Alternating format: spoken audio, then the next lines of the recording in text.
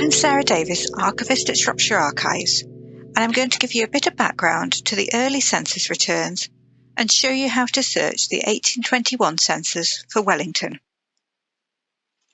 So a bit of background. At the beginning of the 19th century, there was concern about the expanding population. Thomas Malthus had just published his essay on the principle of population, and there was concern that population growth would outstrip resources. There was also the threat of war with France, a need to ascertain how many men were of fighting age. In fact, the Napoleonic Wars also provided impetus for another great development, the Ordnance Survey maps.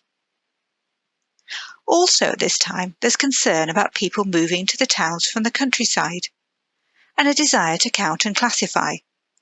For example, there's the 1837 Civil Registration Act of Birth, Marriage and Death, as well as the 1834 Poor Law Amendment Act, which created distinctions between people needing poor relief, the deserving and the undeserving. So in 1801, the first head count of the population began. Information was collected by overseers of the poor and combined with the numbers of baptisms, marriages and burials from parish registers to build up an accurate picture of the population.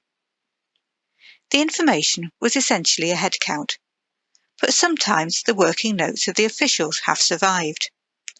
In Shropshire, we're lucky to have a handful of census returns between 1801 and 1831 that mention individuals.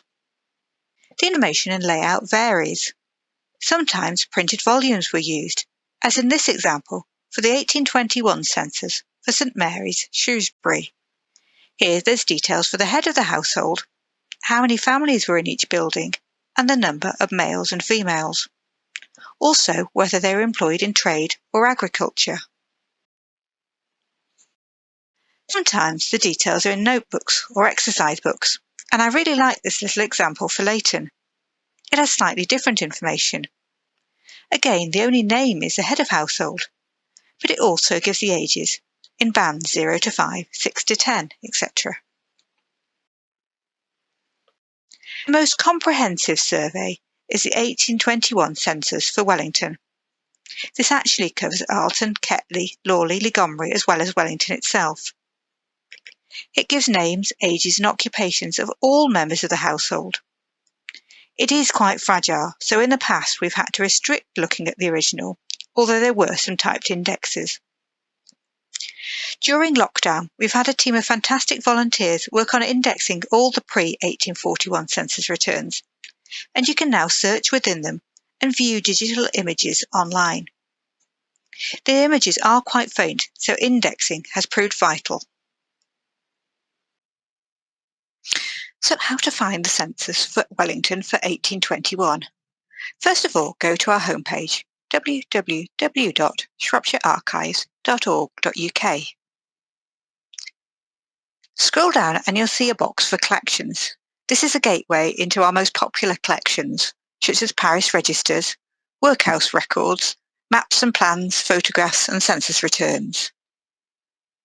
If you click on the box,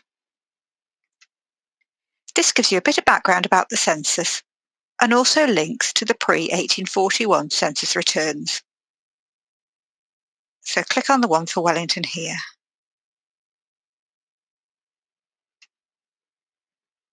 This catalogue page is an overview of the volume. If you want to browse through it page by page, click on Browse this collection.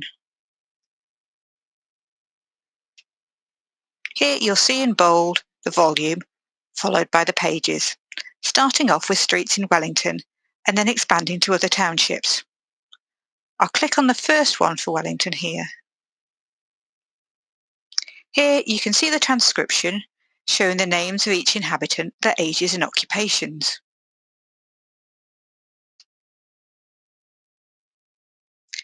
And you can also click on the digital image over to the right. This will expand the image, but as you can see, the volume is very fragile and some of the writing is very faint. So this is where the index really comes into its own. If you do want to order a high-resolution image, you can do this through the website. To go back to the next page, return to Browse this collection, scroll down again, and you can click on the next page. It may be that you want to search within the volume for a particular name. Here, you'd need to type the reference for the volume, which is P291-V-1-1. And crucially, I'll add an asterisk because we want to search within it. And I'll search for the name Davis. So this will look for all instances of the name Davis indexed within this volume. Click on one here. And this page is actually quite interesting because it shows a diverse range of trades and occupations. So you've got a labourer, a pauper, a publican, a huckster or door-to-door seller, idle, and this clearly shows it is not the person themselves filling in the records, it's the overseer of the poor who compiled these records. We'll scroll down, fisherman and shoemaker, and here we've got the Davis family. So Richard Davis, labourer in trade, with Rachel, William and Ellen. And you can see here that there's different spellings. Spelling isn't necessarily consistent. So if you want to search for a name, you may want to widen the search slightly to pick up spelling variations. Again, you can type in the box at the top, P291-V-1-1 asterisk, and here I'll start the beginning of Davis, but I'll put an asterisk here so it will pick up the two variants, D-A-V-I-S, D-A-V-I-E-S, and it will also pick up David, Davidson, and other spellings. So here we are, we've got 7 pages worth of surnames beginning D-A-V-I. And I'll click on another one here. So here's Richard Davis, age 55, engineer. It's interesting that you get a variety of occupations on the same page. The wealthier residents of Wellington and poorer inhabitants are living on the same streets. From 1841 onwards, census returns are a little different for a number of reasons. The London Statistical Society pressured for a household schedule listing individuals with a host more personal questions. Responsibility for census taking passed to the newly established General Register Office.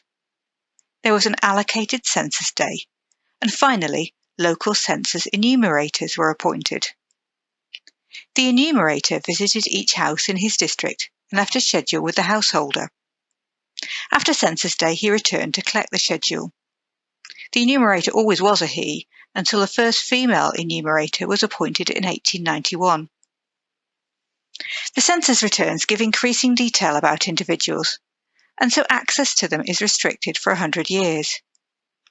You can search census returns 1841 to 1911 on sites such as Ancestry and Find My Past.